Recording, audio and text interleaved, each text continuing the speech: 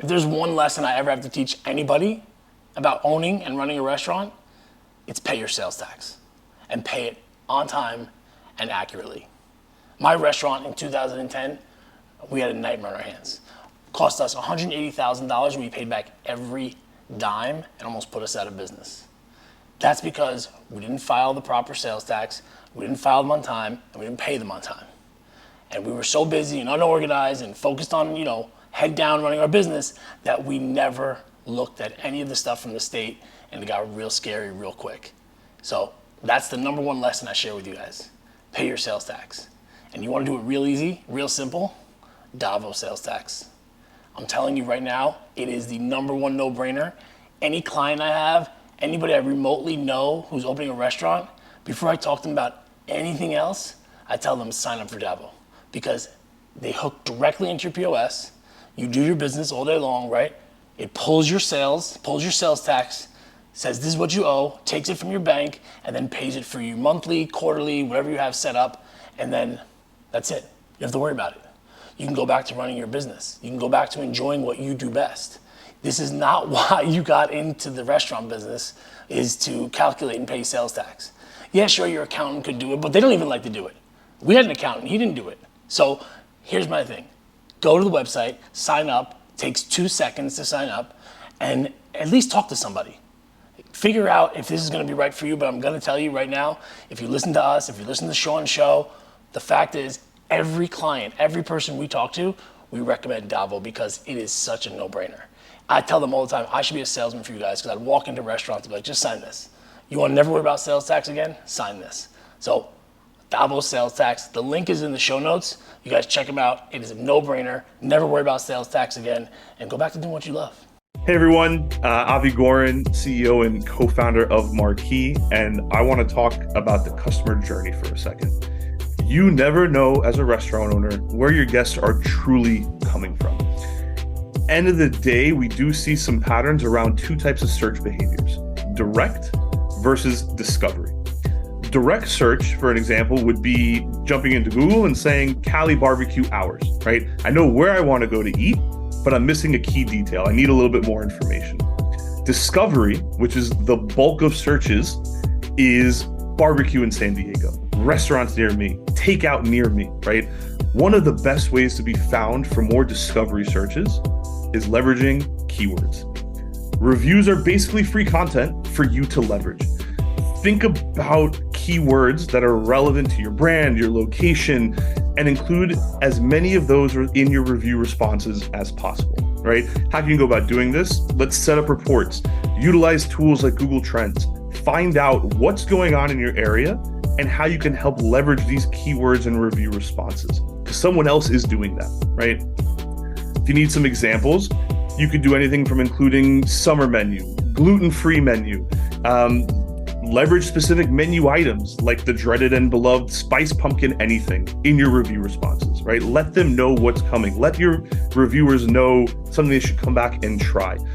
And of course, if all of this just seems overwhelming and daunting because you're already running a restaurant and have enough on your plate, just leverage the team at Marquee to do this for you. We handle all of this. We're experts in this space. We can automate this so it's just another item that you know you are taking care of.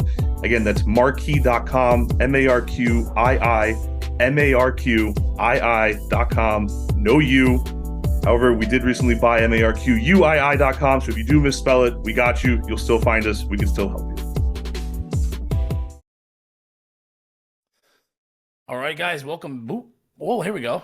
All right, guys, welcome back to Close Monday. I think the rain is playing a little bit of a... Are you having this weather that we're having? Yeah. So we're maybe get a little interference, but Chip Klose is back, joining us on the show. Last time you were on the show, it wasn't even called Close Monday, so this is like episode 1, really. But yeah. We're gonna get into the book, right? Yeah. He's a restaurant coach, but he also has a book out, the Restaurant Marketing Mindset. We're gonna go through that. But Chip, what's going on, man? Other than writing books, how's everything? Yeah, the writing of the book took quite a bit. Things are good, man. The mastermind is growing. Yep, I'm a coach, as you said. We keep growing that thing. We've already filled and capped 2 groups. We just opened a 3rd group. So wow, that thing's going, which is great. And traveling a bunch for speaking gigs. I just went the furthest I've ever gone for a speaking gig. Went to New Zealand. The Restaurant Association of New Zealand flew me down there to give the keynote at their annual conference, which was awesome. As it turns out, the country's beautiful, the people are amazing, and the food is incredible. So that was cool. And yeah, now just talking to anybody who will listen about the book, because I'm really proud of it. It was a long time coming, and thrilled that it finally gets to see the light of day. And you were just at FS Tech, right? Yeah, just went to FS Tech for 21 hours. Were you there? No, I wasn't there, but I mean, I saw a lot of you guys went. Well, how was that? What was that about? So FS Tech, I've never been, and I couldn't go for longer than a day because my wife was also traveling for work. She had 2 back-to-back conferences that week. Oh, man. And we had to leave our son with my mother-in-law, and I just didn't want to leave him for too long. It was a real failure on my part, but that show is incredible. Really? The people who are in the room, the people you get to listen to, the way you connect, and it's a whole conference about hospitality and tech. Specifically, not only how we can incorporate technology to make more money, but what they really seem to be focused on is what's the future of the industry. We understand that it's changing. It can't stay the same. And how can we use technology to actually be more hospitable, which is exactly what I care about, which is I just think the industry's changing. I think the model will be wildly different 10 years from now. I think it'll be different 5 years from now, given all these pieces that are coming in. And so hearing hundreds, thousands of other people who believe the same thing was really awesome. Yeah, I think that is, I mean, we talk about tech a lot on the show. Obviously, you know how important it is. It just seems like I think operators need to get to shows like this, right? Because it is so much information, and that one-on-one time where you can talk to the people who actually created the technology or are implementing this technology, I think that's what you need to hear. So here's the interesting thing about the show, and that show in particular. It's not even talking about, hey, you need this thing, let me show you my, right? A lot of other shows, you get a POS system. You get reservation system, right? They're trying to talk to you, a scheduler, right? Like schedule software. It's all things that you know you need. That show in particular is like, this is how the industry is changing. You can't even see it yet, but 5 steps down the road, 10 steps down the road, this is what you're going to need. That they're really thinking outside the box. I talk about this a lot, right? About the model, right? The model of restaurants is changing, and it needs to change. We can't keep bitching about the rising costs, bitching about rent and labor and all of that. Like, all of that stuff is increasing because we want people to make a living wage, because, you know, everybody needs to get paid along the supply chain, all of that. But because of that, right? Danny Meyer said this famously, 20 years ago? This industry was built on the promise of cheap rent and cheap labor. So what happens when neither of those are true any longer? And this industry hasn't answered that question. Technology, I believe, is very much a part of that solution. And so just restructuring, rethinking the model of restaurants. Restaurants have been around thousands of years. We just keep talking about the model that was invented like 250 years ago in Paris, right? Where you come in, they give you a menu, here's what you can pick from. Tell me what you want, and I'll bring it to you, and you'll pay for it at the end. Like, that's not the holy grail. It's certainly not the only way we can do it. And if you look back thousands of years, restaurants were very different. And I think we're coming to an inflection point where that has to change. And I think that will change for a lot of concepts out there. And so that's sort of what that industry, there's people talking about AI and really how we use AI, not just in a superficial way, but how it's going to change everything.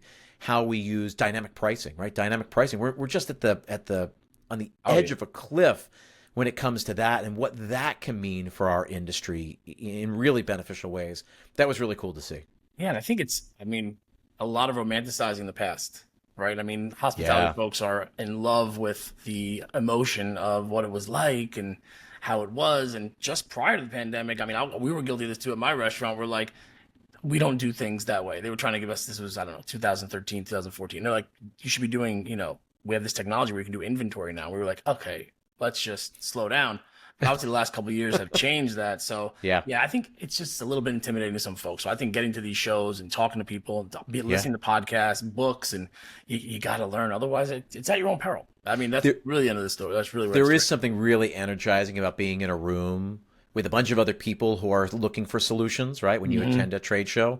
I spend a lot of time, when I was at FS Tech, we were talking, I said, 99% of all operators don't go to trade shows. I think every restaurant that I've ever worked in New York City, nobody would get caught dead at a trade show. Right. And that's a problem because Yeah. there are actual solutions there. There's actual information. And if you're just ignorant to it, you're missing out on so much because there are really brilliant people sort of working on the next thing and the next thing. Yeah. There you go, guys. So get your ass to a trade show. I mean, the thing is like, oh, I can't take a day off. It was seen as like, oh, Yeah. you're going to take a day off to go to a trade show. That's not for us. We're not that type of restaurant, but you need the information. And that's where it's happening. So that's awesome. Any other shows you're heading to this year that are worth mentioning?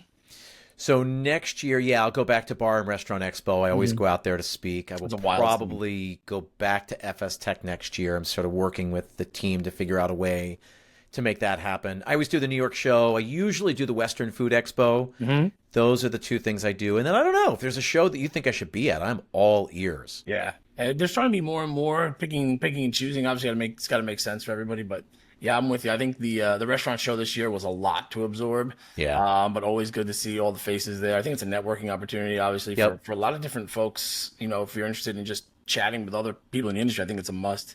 But yeah, I think I got to check out FS Tech. I think the Restaurant Finance Conference is one that's always on my radar. Yeah. A little bit more heady for like expansion type stuff. But all right, so let's just get into the book, dude. I Yeah, mean, let's talk let about it. marketing. That we chatted enough. People don't want to hear us talking shit anymore. Sorry. So I've known you for a while now. Obviously, I ran into you on the street that day. Remember that That was day? great. When we were there for the New York show. The New York show. That's right. And you know, let's just talk about what compelled you to write the Restaurant Marketing Mindset. I mean, Yeah, was it for like sure. a one-time eureka moment, or were you like on your mind for a while? How did that come to be? It's all part of, and I'm sure this is true with you, right? Like, hey, why did you start your podcast? Why do you talk about what you talk about, right? Because you sort of watch people struggling with stuff and it compels you to do it. It's the same reason I started my podcast. It's the same reason why I started coaching, same reason why I put out this book. Now, this is really stems from a conversation I had with Sean Walchef, a very good friend of ours, who says you can't dictate the way that people consume your content or the way that people are impacted in the world. Some people like to read a book. Some people like to listen to a podcast. Some people just want to watch a short video. You can't dictate, so help them in whatever way they want to be helped. Ultimately, I think when we talk about marketing, and specifically independent operators, they always tell me one of two things. When I say, hey, talk to me about your marketing, they say one of two things, and I'm sure you know it. Number one, they say, well, we don't do marketing, right? That's for big companies. We're just a sub shop in whatever town, Yeah. right? But if you sell things to other human beings, you have to figure out which human beings you should be selling to. So that's marketing. But they tell me, no, they can't afford to do it because they're not a big company. They have no money. Or the other side, I say, hey, tell me about your marketing. And they start telling me, oh, we post to Facebook 4 times a week and we do 3 stories and 2 reels. They're telling me about their social media stuff. Right. And that's not marketing either. So I went, well, what is marketing and how can we help people who don't think they can do marketing or don't truly understand? How can we give them an easy play-by-play framework? I mean, we were talking before we hit record, right? This book is mercifully short. It's like 204 pages. It's really straightforward, very actionable. There are little assignments at the end of each chapter, so you can work through it and actually say, okay, I learned something. Now what do I do with it? Right? There's a workbook. There's like a link where you can go and get a free download of the workbook. That's so the great. idea is, how do you put it into practice? Great, I taught you something. You say, well, I didn't think of it like that. Great. What can I do? How can I implement this? Ultimately, that was the point of the book, is that how can we get people to change their mindset? It's called the Restaurant Marketing Mindset. How can we get readers, restaurant owners, operators to change the way they think about marketing so that they understand actually what marketing is? And that's where we start. I mean, the entire book says, let's come up with a definition for marketing rather than some big academic thing. I start there and say, what is marketing? And when I ask people that, they give me this whole like gobbledygook word salad. And I say, no. Here's all it is. It's 3 questions. What's the product? Who is it for? And how do you reach them? And I think that makes it actionable, right? Yeah. In the book, we also talk about how marketing is done in one of 2 directions, right? Either you come up with a product and you go try to find customers for the product. P.S. That's what most restaurants do. Or you do it in reverse and you say, who are some customers that need something? And let me go provide them with the something they need, which is what the best companies in the world do, not just the best restaurants. The best companies in the world say, who has a problem that I can solve? Right. Who has a problem that I'm uniquely qualified to solve? And then let me go craft a solution. So you just walk around then tapping people on the shoulder. Say, hey, you know that problem? Yeah, I know you have that problem. I got a great solution. Come check it out. Yeah.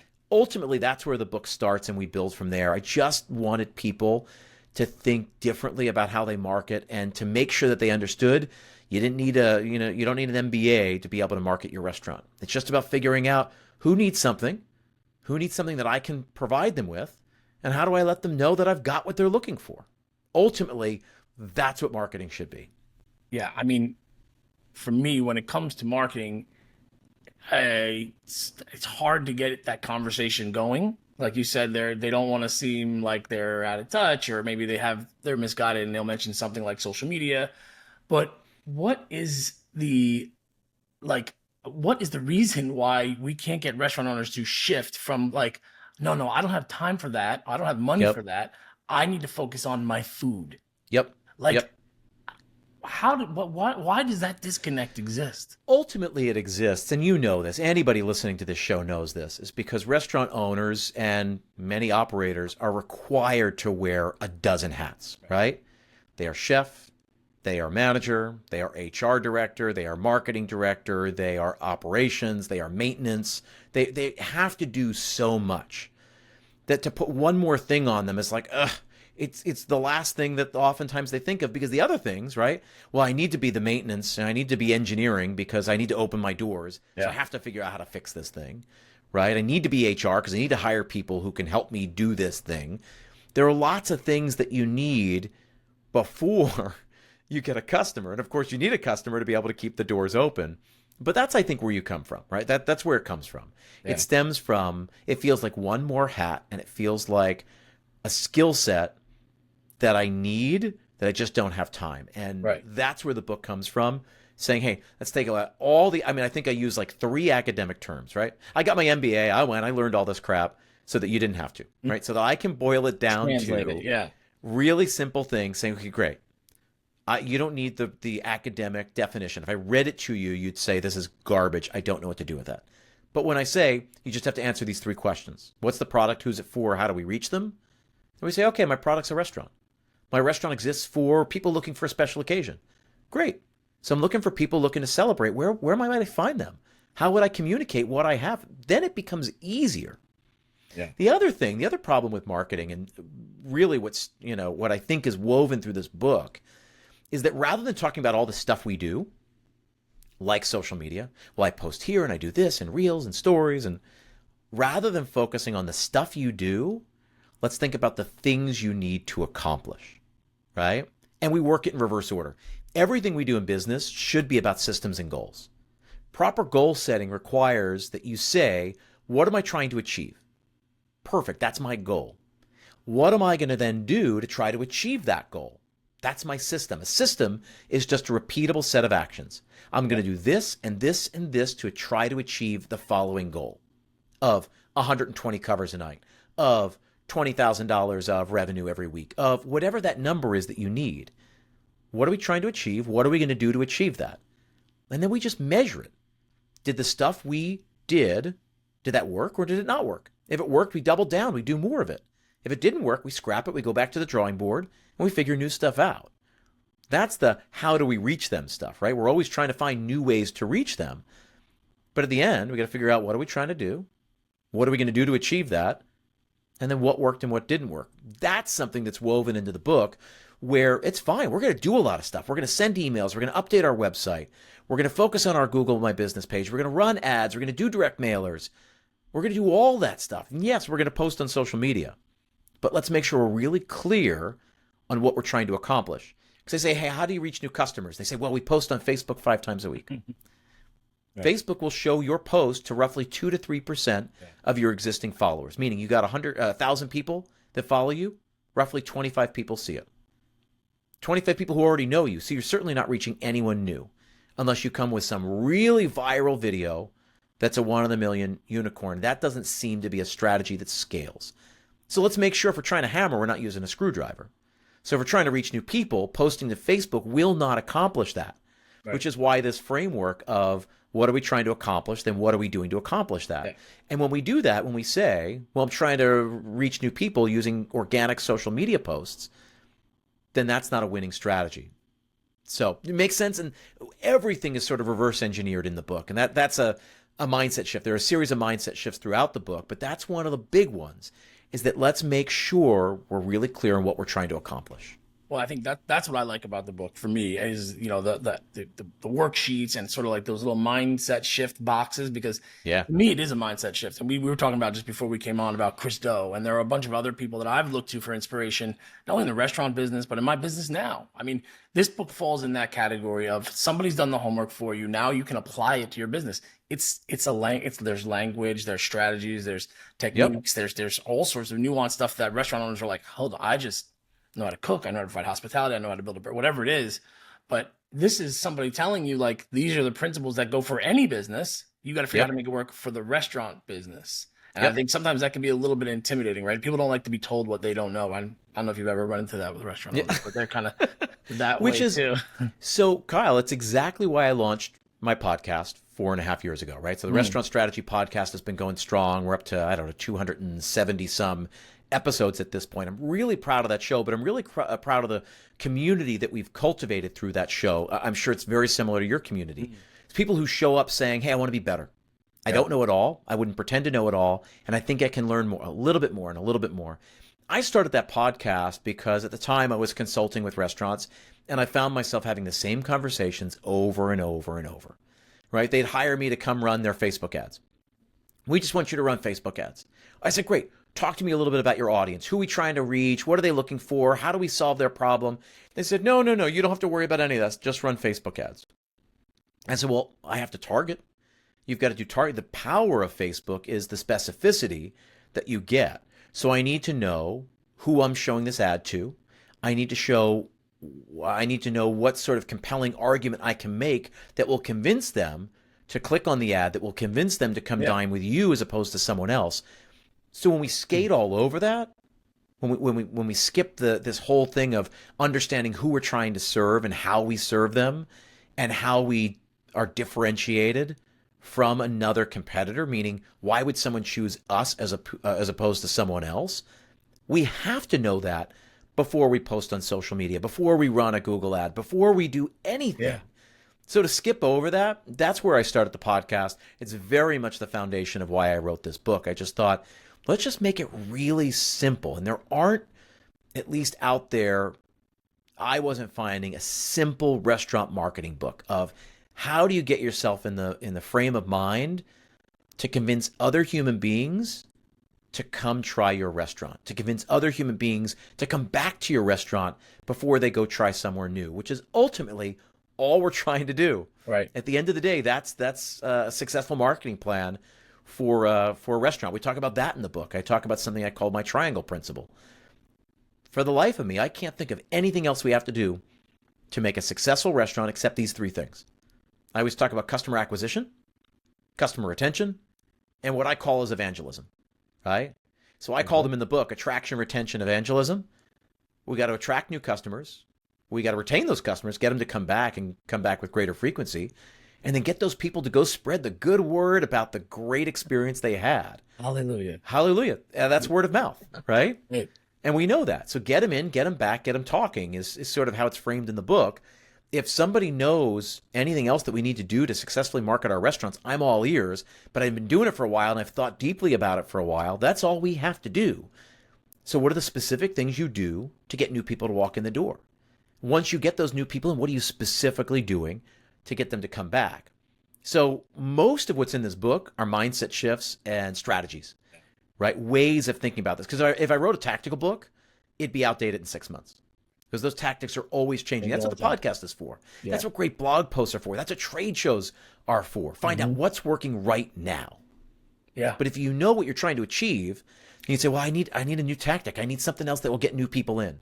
That's when you go to a trade show and you listen to smart people talk from the stage, and they tell you, hey, this is what we do at Wendy's. This is what we do at McDonald's. Hey, this is what Ike's Sandwiches does. This is, and you say, and you just start scribbling stuff down. But you've already thought about the goal. Right? What am I trying to accomplish? And then you can say, well, great. What are some other things I can do to accomplish that? So the book is about reframing that for restaurant owners and operators, because I truly believe if they just got their head straight about that and changed the way they think about it, they'd actually be way better at this than they give themselves credit for. And in regards to like in the commercial real estate side, we're always looking for the core customer, right? There's a lot of technology used to track who those to define who those core customers are. But I think one of the mistakes a lot of restaurants make is they're like, well, we're for everyone. Oh, Anybody can come to a restaurant, right? And I've heard in other industries, it used to be like, well, who's your top 3 core customer segments, right? Yeah. 18, 23-year-old male, female, this sort of affluence, they went to this college. But I've also heard restaurants or other businesses rather going wider. Like, hey, we might have 20 different customer segments. How should they start looking at who their customer actually is? It's a great question. It's really where the book starts, right? We answer the question, what is marketing? We define that. And then I walk people through this framework, the ABCDs of marketing, right? So if there's anything I do well, it's distilling things down to their simplest, right? To really easy frameworks. Everyone can remember the ABCDs. ABCD stands for audience, brand, competition, and differentiation. Ideally, you're answering these questions. Who am I trying to solve? Who has a problem that I'm uniquely qualified to solve? That's A, audience, right? B is brand. How can I solve that problem? Your brand, your restaurant, the experience you craft is the solution to that problem. C, competition. Here's a way of thinking about your competitors differently than I think I've ever heard it framed, which is that who else is out there trying to solve the same problem you are, right? So who has a problem? How can you solve that problem? Who else is trying to solve that same problem? When you've got competitors, you're in a category, right? You're in a category with other sushi restaurants or other fine dining restaurants or other sub shops. You're in a category. So then D is differentiation. How do you separate yourselves from those competitors? Because guess what happens? People say, let's go out for dinner tonight. What are you in the mood for? I don't know, just something chill. Immediately, they think of all the chill restaurants that are nearby. So how do they choose you? How do you convince them to choose you instead of someone else? That's the framework that I teach in the beginning of the book. And it begins, again, with audience. So you're talking about your personas. It's very funny. So on the Restaurant Strategy podcast, by the time this interview airs, undoubtedly that will be out, episode 274, is all about this idea of personas and pain points. I talk about when I worked at Gotham. So Gotham Restaurant in New York City. It's just about 40 years old. It's an institution in New York. It's in the heart of Greenwich Village. And when I did the marketing there, we narrowed down our personas to 4 different types of people. Now, the way to think about personas is like this, right? You've got a population. The population of a market in New York City is 8 million people. That's everyone. But immediately, right, like you said, hey, who's your restaurant for? Everyone, not even close. And what restaurant owners really mean there is, I think everyone would love it here. I think we could take care of everyone, which is probably 100% true. I think we're really good at hospitality and taking care of people. But the restaurant is not for everyone. We talk about Gotham, for example, right? There's a lot of people who can't get there. It's just inconvenient, right? To get from Staten Island or way up in the Bronx, there's people who never leave their borough, right? There's a lot of people who can't get there. There's a lot of people who can't afford to dine there, right? It's on average $130, $140 per head. So immediately, people who can't get there conveniently, people who can't afford to dine there, and finally, people who just don't like that food or that style or that kind of pretense because it's fine dining. So can't get there, can't afford it, don't like it. Immediately, we've narrowed it down to a relatively small segment. Right. And everybody in the dining room, when we thought about personas, we narrowed it down to 4. The way I think about personas is that if you look around your dining room on a Thursday night or a Friday night, everyone in your room should be able to get put into one of 4 buckets. Those buckets are your personas. So at Gotham, and think about this, right? Big, fancy, fine dining restaurant, 150 seats, right? It's sort of a glamorous place to be.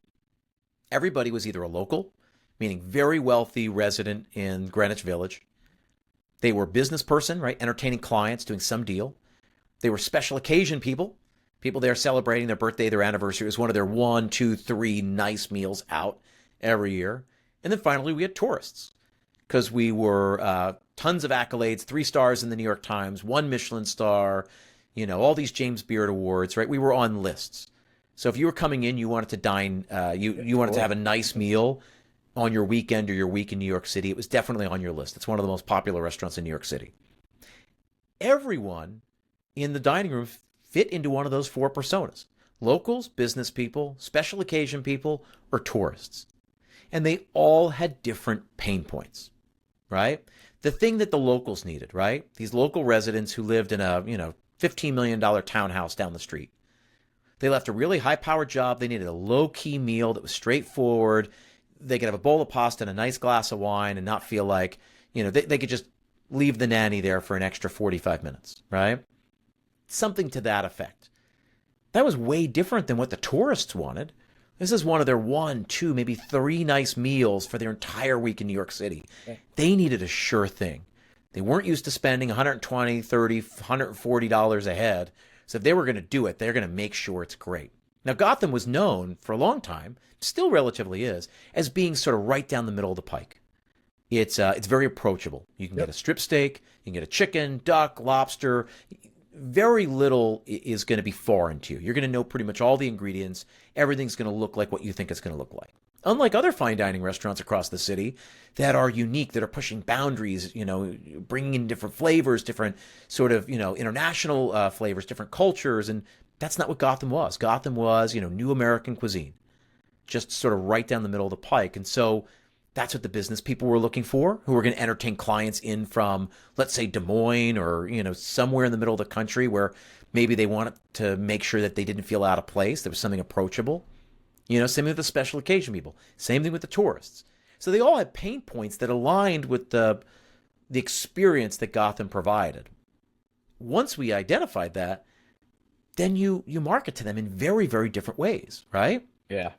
How do we reach the tourists, right? Yeah, they don't all receive it the same way. I mean, that's same thing for just kind of proof here that in the real estate side, that's another layer that we've added to the real estate site selection, which is when you enter a new market, who's your core customer? There's all sorts of technology now that will do this. Yep. How do they like to receive their marketing?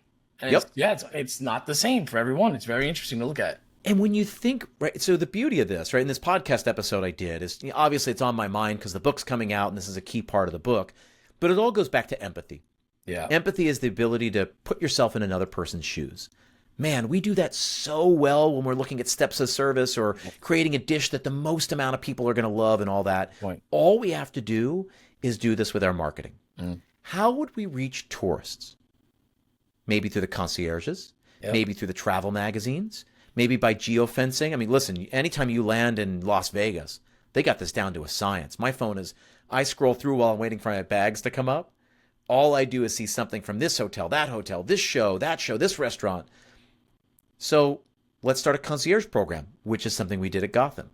Let's make sure we're written about in the trade magazines, right? So Delta's got one, United's got one, American Airlines has one. We can work through on the paid media side, through paid advertising, or the earned media side. We can then geofence. There's other tools we can do. If we send out direct mailers, that's not going to reach any of the tourists, but it can reach maybe our locals. And when we looked at our locals, that was all four walls marketing. That was 100% hospitality driven. That was all shaking hands, really getting to know people. That's how we got to know who they were, where they lived, what they wanted from us, and how we could best provide that. They're totally different things. Ultimately, the tourists are coming in and these locals are coming in for a meal at Gotham, but we're reaching them in different ways. We're serving them in different ways because we're solving different pain points. That's when you start bringing specificity into your marketing and intentionality. And there's no crazy bells and whistles. It's just a matter of closing your eyes and thinking, who dines here? Tourists. Tourists make up about 30% of my customers. How might I reach tourists? Well, I could do this. I could do that. And it's coming up with a piece of paper where you just scribble down all the different ways you might be able to reach them. When you start doing that, it changes how you market. And it makes you feel a lot more empowered to actually market. So I don't know. I love the idea of how just looking at your room and saying, okay, so they fall in one of these couple categories. But I would also like to just add, as somebody, as a chef who worked in a tourist, I worked in U.S. Virgin Islands. Yeah. We used to, I don't know if this is the right thing to do, but it was definitely marketing. But we offered a couple bucks per reservation that we'd get from the concierge, and it worked like a freaking charm. Sure. So I don't know if Here's the best part. Right? Here's the best part about a concierge program, right? And so I did a lot of work in fine dining. Ultimately, it's a relationship business. Mm-hmm. Yes, you can pay them. Yes, you can whatever. But really what they want, you got to think, again, you got to put yourself in their shoes, right? Put yourself in their shoes. What do they need? Oh yeah. They need when Mr. Billionaire walks in, just lands from his private jet and says, I need to get into, Yes. what's the best restaurant? 100%. They need a 7 o'clock reservation at one of the 5 best restaurants in the city. So when I worked at restaurants that were among the best 5 or 10 restaurants in the city, I made a relationship with them and say, hey, listen, basically it was you scratch my back, I'll scratch yours. Yeah. I'm going to need you to send me customers, to send guests at key times, on slow nights, on low weekends. I want to be able to call you up and say, hey, listen, I really need help filling my book. Yep. In exchange for that, you got a table in this dining room every night of the week. It'll be released at 6:30. You've got it until 6:30. Because I know I'll have a 4-top walk-in every single night. I can fill that table. But if I can tell 2, 3, 4 concierges around town, I got you. When you are stuck and you need to really send somebody somewhere great, I'm your guy. I will take care of you. Other restaurants aren't thinking in terms of that or don't have the flexibility in their room. And I always built flexibility in when I was running the front door at restaurants. That's a relationship that begins by thinking, what do they need? Yep. What do I need? And making sure to get that relationship. And it really is a relationship. I'm going to help you when you need it, and you're going to help me when I need it. And I need to be able to pick up the phone just like they need to be able to pick up the phone. And it changes everything. Oh, absolutely. And I think letting them feel like a little bit of a VIP when they come in or they want to make a reservation, offering that kind of Totally. So, yeah, I agree with you. That's so easy. You invite them in, say, hey, listen, why don't you, bring a couple of you and your colleagues. Why don't you guys each bring your significant other? I'll put together an 8-top. So it's four concierges. They're 4 significant others. We're just going to send a whole bunch of food, right? Like, we're just going to make sure you guys are taken care of. Yeah. I don't know. They get to feel like rock stars for a night, which they are. Our industry is made up of rock stars. We should be taking care of the others. Yeah. And again, ultimately, it's so we can all help each other. That's right. Yeah, I love that. All right, so put you on the hot seat a little bit. Without breaking any kind of confidentiality agreements or name, they don't even need any names, right? Like, what is, and I know this always feels good, right? When you suggest something and it really clicks for somebody and then they put it into practice. Can you give me an example of sort of like a behind the scenes of a restaurant that has implemented just maybe one little nugget that could be one of your old pillars that you kind of repurposed in here or something directly from the book? Here's the best thing. A little story about that. Here's the best thing. Here's the last chapter of the book. I'm ruining the book for you. I'm ruining the book for all of the listeners here. Fast forward. Spoiler alert.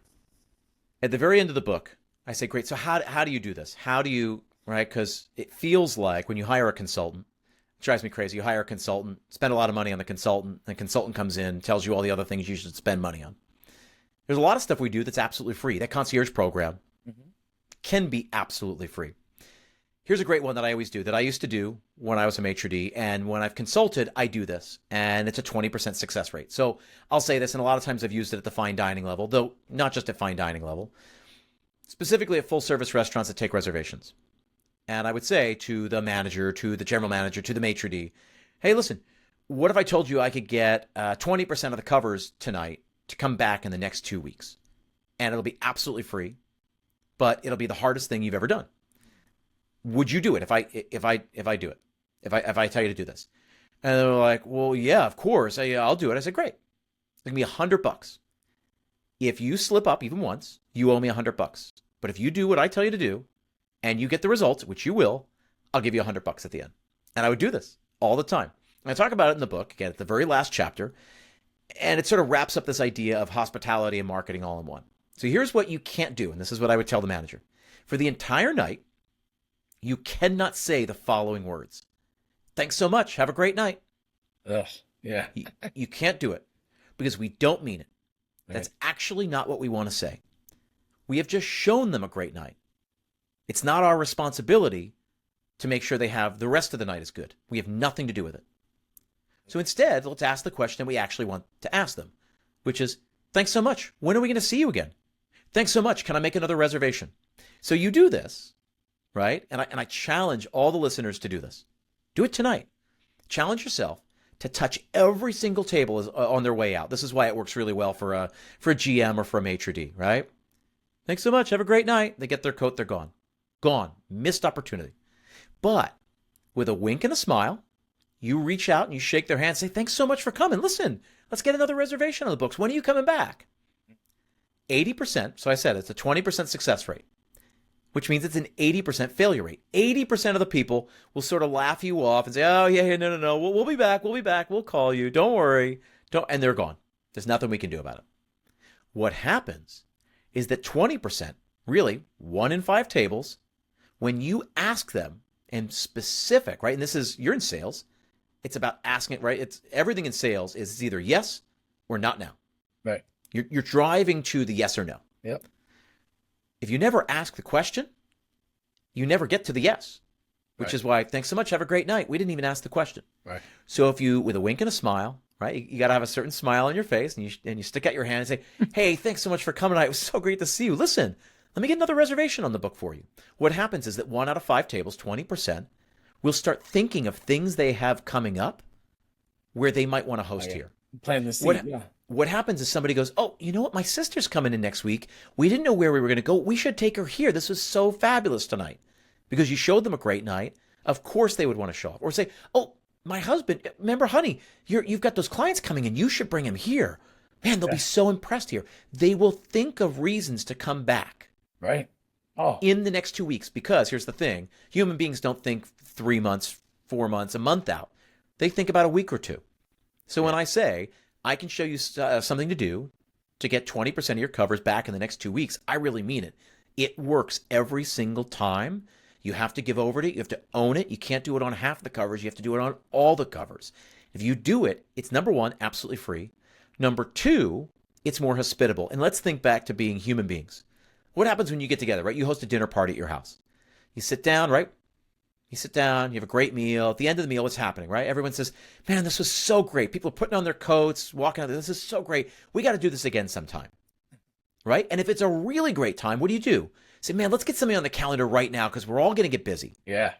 Really, that's all we're trying to do. We're just trying to be more hospitable. We're trying to be better hosts. Yeah. And ultimately, we're more hospitable and we're better business people because that's actually what we need to survive. We need more people coming back in. We need more butts in seats.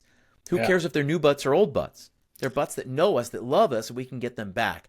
Things like that are absolutely free and just more hospitable, and they're not throwaways then. We're taking a wasted opportunity and we're changing it. Again, in the book, we got all these mindset shifts. That's that last mindset shift of here's something so stupid simple that will actually work and impact the bottom line of your restaurant overnight. Yeah. I mean, it's another thing from the sales world is you're doing something that a lot of salespeople do, which is you're already saying no for them. 100%. You don't 100%. know. Yeah, you don't like. It could be a huge benefit if you're like, hey, when are we going to see you again? You know, this is 2 Thursdays in a row. I'm going to put you down for next Thursday. You know, like 100%. something like that. They might be like, please do. I got a big client coming, and that's a relief. If you could do that, that'd be great. Totally. How do you think he nails this to me? Totally. The best. So now we go back in time through the 60s, 70s, 80s, 90s when we had the heyday of the maitre d', right? Yeah. Maitre d's back then were the best paid people in the dining room, both on the books and off the books, because they did this really well. Before we had Open Table and Resi and all these things, they were the CRM. They knew everybody. They knew everything about the people, and they were really good at doing this. One of the best things about when I was maitre d' in the city, and I opened a lot of restaurants, ran a lot of restaurants, ultimately what was really good is that I lived and died by that book. I had to have a certain amount of covers or I'd get screamed at. So what do you start doing? You start building relationships. You'd start emailing them or texting them and doing this every single night. It just changes the dynamic. And ultimately, that's that old world hospitality, right? Anybody who's ever been to Europe, anybody who's been, to any of these great French bistros, any great, small, little Italian town, they do this so well. That's what we're bringing it in. And guess what? This scales. Hospitality, being warm, it scales. Yeah, I mean, I've done it myself just recently. There's like I just mentioned Del Frisco's. There's a waiter there who kind of brands himself. He's like, look, if you want, I always run this section. It's the best section. Here's my card. I said, can I give this to other people? He's like, absolutely. Yep. Giving it to 10 people. You know how Del Frisco's tough to get one of those good tables. Yeah. Very much a business lunch, business dinner kind of place. But if you want to take somebody for a real New York Steakhouse experience, I think it's a pretty good restaurant. Always delivers. And if I can call or text this guy to get in there, like he's created a little niche for himself. And I think that's whether they know about it or not, I think it works. Here's the thing, right? No, and Del Frisco's is very focused on this. It's interesting you brought that up, right? First-time diners, right? You've been a first-time diner. It's probably been years since you've been a first-time diner. Yeah. Servers have to send them the letter, right? Do you remember that? Oh, that Servers, you they do a little postcard. Yeah. That's right. They have to sit down and write them a my letter. God. Yeah. Um, Wow. I had this old school. so now, when you bring up Del Frisco's, this is not just a win-win. It's a win-win-win-win. What you just said is better for the restaurant. It's better for that server. It's better for you, and it's better for your clients. Clients have a great experience. You look like the rock star. Server gets paid. The restaurant gets paid. Yeah. Why would we not do it? Right. Yeah. And I said outside the box, like, now And that's making it and that's marketing. Yeah. So that at its base is marketing. We start with the end in mind, right? Talk about this thing in the book called the triangle principle. Again, what do we want to achieve? Right? Customer acquisition, customer retention, and then evangelism. We got to get them in. We got to get them back. We got to get them talking.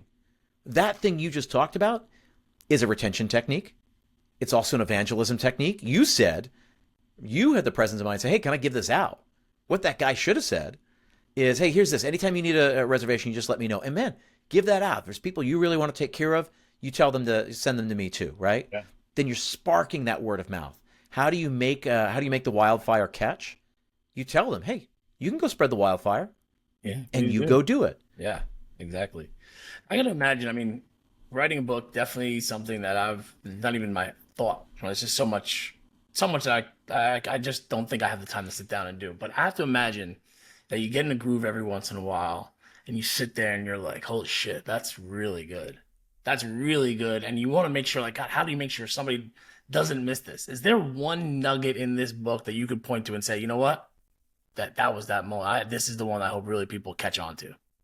That's the idea. This idea of the triangle principle. If I can narrow down to one thing, because it's this idea of systems and goals, that I think there's also something we fail at here in our industry, which is proper goal setting. Yeah. Really being clear on what do I want to happen, right? What do I want to achieve? And then putting a system in place to help you achieve that goal. So when we talk about this triangle principle of attraction, retention, and evangelism, that's how we successfully market restaurants. We figure out how to raise awareness for our brand and how to get new people in the door. Then we figure out how to get those new people to come back and how we get our people to come back with greater frequency. And then how do we get people to go spread the word for us, right? I often ask this. I say, I'll be giving talks and I'll say, hey, what's the most powerful marketing tool we have? And everybody yells back at me, word of mouth. And I say, great. And I start pointing to people in the audience. I say, great, talk to me about your word of mouth strategy.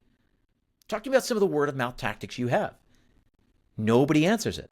The answer they usually give me is, no, great food. We show them a great time and then they're going to tell people about it. Absolutely not. There's no guarantee they're going to tell people about it. So you have to make it obvious and easy for them to tell people about it. Same thing with customer acquisition, customer retention. There are specific things we do to accomplish the goal. So if there's any overarching thing that I hope people take away from the book, is that you have to start with the end in mind. I love and it. P.S., this is what we do in my mastermind. We start with targeting net operating income. Yep.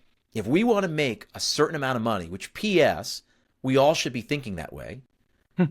I want to make this much. What kind of revenue do I need to drive and how do I need to arrange my expenses to be able to give me this amount of money on the back end? Too often we just sort of like, what's the path to profit, right? Lots of revenue, maximize revenue, minimize expenses. So we sort of maximize what we get at the end. But it doesn't work that way in actuality. Really what we have to do is we've got to start with the end in mind. So if there's any takeaway that I hope people get from the book is that just by changing your mindset, starting with the end in mind, saying, what do I want to achieve? What do I want to happen? What am I going to do to make that thing happen? And is that stuff working? Is what I'm doing working? And if not, we go back to the drawing board. That's the biggest thing that will change your restaurant. That's my number one question to new clients on the real estate search side is, how do you envision your restaurant ending? I love that. That's going to guide every other principle. So every step you make, like, oh, should I bring on an investor? Should I consider this market? Well, you said you wanted to end here. Does this get you further there? It's a mindset shift. I mean, everything you're talking about here can apply to that too, which I think is great. And it's these are basic business principles. Yep. If there's any superpower I have, and people have asked me, well, why would I join you? Why would I listen to your podcast? Why would I join your group? If there's anything I do really well, it's taking really complicated ideas and just simplifying them, making them really actionable, simple frameworks. So not only you can adopt them, but you can pass them on to your team. You can get more out of your marketing agency. There's plenty of people who are going to read the book that have a marketing agency. But they're going to get more out of their marketing agency because guess what marketing agencies do when they sit down, when you engage them? Well, we did this and we did this and we did that and we did this and this and this. They just tell you all the stuff they do. Yeah. And I don't care what they do. I always talk about the marketing agency I work with. I bet you there are weeks where my account executive, right, the woman I work with, I bet you she works 30 minutes on my account. I don't care how much she spent because I'm not paying her for the work. Right. I'm paying her for the results. Exactly. And if she doesn't get the results, I'm gonna end the agreement. I'm gonna go find somebody who can. Yeah. That for me, I start with the end in mind. What do I want to happen? Is she making those things happen? It's yes or no. Yeah. Same thing with it's going to help you be more intentional with the conversations you have with your agency partners, with any freelancers you bring on, with your team. I don't care what you're doing. Tell me what you're accomplishing. Tell me what you're trying to accomplish, and then tell me what you're doing to accomplish that, because then we can measure whether the thing is working or not working. Just to give Chris Doe another shout out, if you've ever seen his video on that, on the pricing, when somebody says, how much is it going to cost me for the brand, for the logo, he's like 15 grand. He's like, how long is it going to take? He's like, I could have it to you tomorrow. And the guy gets upset. It's like, tomorrow? I'm going to pay you 15 grand to give this to me tomorrow? He's like, well, what's more important? Would it be more valuable if I gave it to you 6 weeks from now? Yeah. What do you value there? And I think restaurants, I think, are caught in this thing like, hey, I pay this guy hourly and he produces X. It's not 100% because the world is this way, right? This is that rich dad, poor dad mentality. Right. This is that 4-hour work week mentality. There are so many great mindset shift books out there, which is really what I was striving to write here, right? Because I was impacted 25 years ago when I read Rich Dad, Poor Dad. I was impacted 10, 12 years ago when I read 4-Hour Work Week. They're not get rich quick schemes. They are changing the way you think about money. It's about changing your relationship to money. Ultimately, that's what I hope all restaurant owners do. They think of themselves entrepreneurially, because guess what? That's what you guys are. That's right? I'm not paying for the work. I'm not paying for you to do the work. I'm not paying hourly. I'm paying for the result. Yep. If you can make the result happen, that's all I care about. Yeah. All right. So look, I know you're busy. We got to go here, but I have to ask you. I know you're on the heels of this book just coming out. You're out here talking about it, but when can we expect the follow-up? It's a great question. I told myself, life gets crazy for all of us, right? You, of all people, know this at this exact moment in your life, right? I wanted to have the next draft, the first draft of the next book ready by the time this one came out, and that's not a reality. But that's really more my fault than anything else, because I am deciding what I want the next book. I don't know if I want to write another restaurant book, which I probably will and should. Or if I want to write a broader appeal book, because my path is really interesting. At least I think it's interesting. I took the side door into the industry, and I think a lot of people take the side door into this industry and a lot of their other careers. And part of me wants to write a book about that, because we get so focused at 17. To ask somebody at 17 or 18 what they want to do with their life is insane. Crazy. It's crazy. And I think we beat ourselves up unnecessarily so. I think I beat myself up unnecessarily so. And I think I kept myself for a long time away from doing the thing that I was probably really good at doing, or could make a lot of impact doing, which is what I feel now. So I don't know if I want to write another book right now for the industry. If it would be, it'd be about profitability, because I'm so focused on that right now. Or writing a book for people to just figure out how their side hustle can be their real gig, and as the world changes, and sort of talking about my journey. But we'll see. I think both of them will come out eventually. I don't know which is the one that's going to come out first. Well, I guess we'll have to stay tuned. Stay tuned on social. Obviously, the book is available. I'm going to say Amazon, but I could be wrong. No, man. Listen, you can go to Amazon.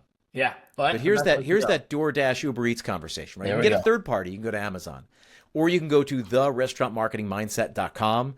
That's my site for this book, and I get every single dollar generated there, unlike the $4 I get if it sells on Amazon. So just like we try to tell all the restaurant owners to send their guests to first party, if you want to help support me, you can do that. Go to therestaurantmarketingmindset.com. Do that. Forget what I said. Do what he said. All right. I'll see you out there. Thank you so much for sharing. It's a great book, guys. There's so much to take away from this. Chip, the podcast obviously dives into all the details. And I'm sure that if you can catch him at one of these restaurant conferences, probably a good idea to try to bend his ear while you're there. But I appreciate the time, buddy. Congrats on the book. It's super, super inspiring to see this. And I think it's a must-have to add to any restaurant owner's bookshelf. So congrats. Listen, thanks, Kyle. I appreciate you sharing this conversation with your audience. All just trying to serve. I appreciate it. All right, guys. Take care, and we'll see you next week. All